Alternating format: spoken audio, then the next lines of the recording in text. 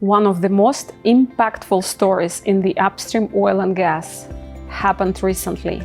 Transocean did not provide the rig to Providence in a serviceable condition and breached the contract. Welcome to the Smart Contracts blog, and in this episode I will continue to discuss consequential losses in light of upstream oil and gas contracts. And this episode is specifically devoted to the story or to the lawsuit between Transocean and Providence.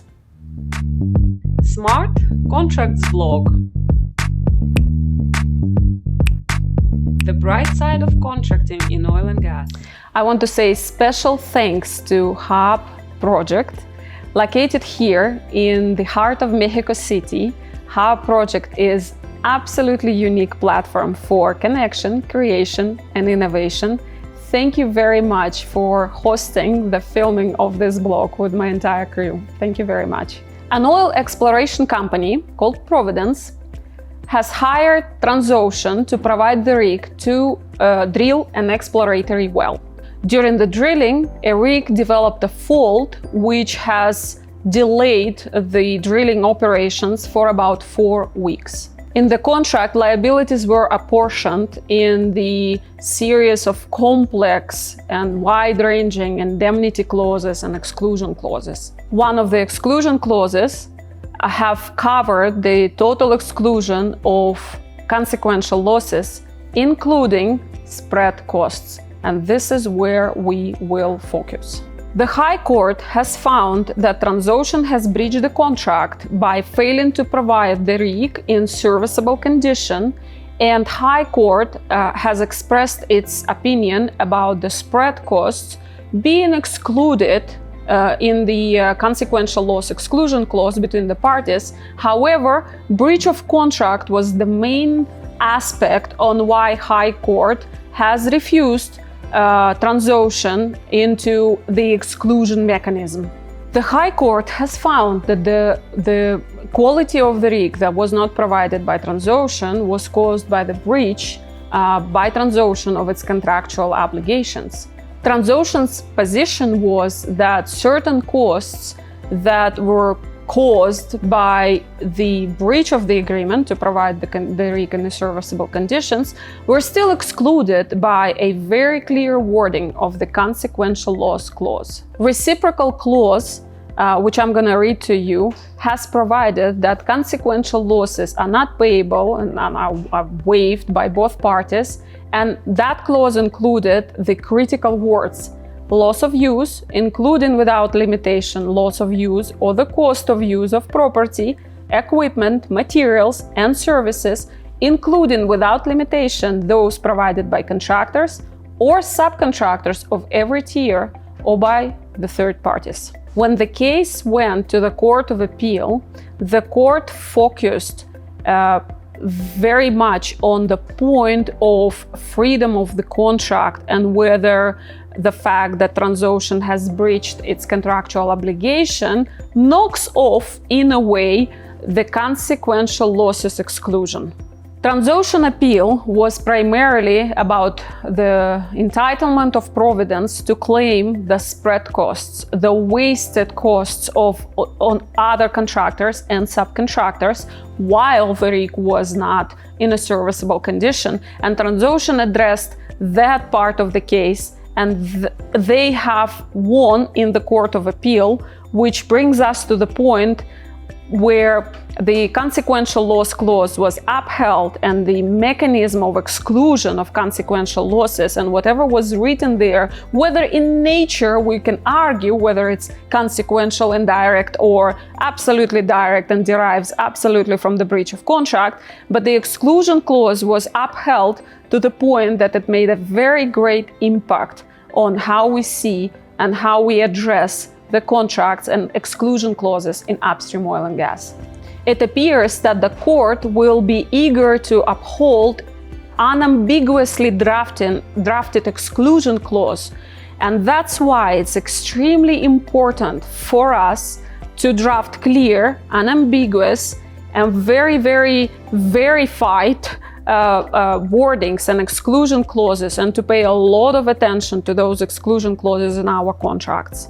In discussion of the consequential loss clauses, the last thing I will do for this topic is tell you the story of my own experience in negotiating consequential loss exclusion clause. It was a fishing contract, and the contractor who provides fishing services, specialized contractor for specialized services, was negotiating a contract with Total, who was hiring this fishing contractor on a call-off basis. And one of the clauses that I had to review for this contractor, fishing contractor was a client of mine, one of the clauses that I had to review and edit was the consequential loss clause. And the initial wording of the clause was parties exclude and will waive and will never claim from each other any indirect consequential losses, very similar to what you heard in the first part of this episode. Any loss of profit, any business interruption, any loss of use, any loss of contracts, and so on. I had to include a very specific wordings there that the rig downtime and spread costs, the costs of contractors and subcontractors, are also excluded. And yes, operator said no. And yes, as we expect, the operator said no. It's not necessary, this change is not required, it's all clear, it's all here in the contract already. Let's think about a fishing contractor coming on site to take the equipment out of the well, where rig downtime most probably is already the occurrence, is already there in place. The rig downtime, the rig is waiting for the fishing contractor to do their job. And let's say we look at the very common, very generic clause that talks about waiver of the consequential losses. And also let's consider another moving part, which we discussed in the previous part of this episode, which is governing law. In this case, governing law of the contract was French law. I did not want my client to occur in the lawsuit and discuss and debate about the fact whether the rig downtime is part of the consequential losses or not. And hence I insisted that the rig downtime was written down, spelled out, written down in the clause.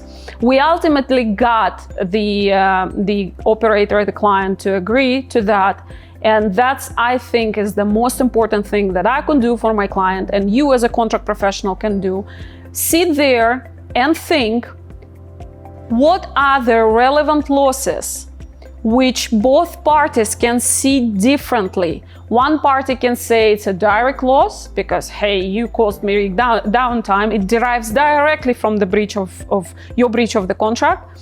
Yet another party can see those clauses, those losses as consequential. And this is the most important thing that any contract professional, any lawyer can do, is sit beforehand, look at the clause and think what kind of relevant, very specific losses that a contractor, if you work for a contractor, if you work for an operator, if the contractor can cause by the breach of its obligation, or when things just don't go well enough, and make sure that those losses are spelled out and written down in the clause to avoid the future debate, the future argumentation in a lawsuit.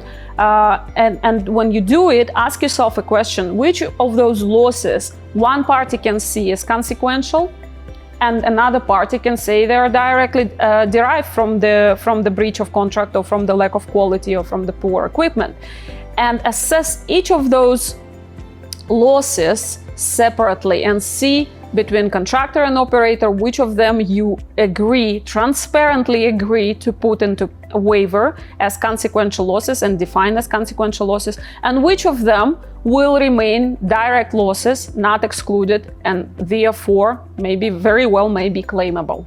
That's the critical part of work with the consequential loss clause. For more tips and tools on how to make contractual processes more efficient, sign up for my online course and get the power and the knowledge you are missing. The link, if the course is already launched, the link will be below this video. Don't forget to subscribe to my channel to receive information about the future episodes, and please leave the comment in the section below so I do know what you think about the content.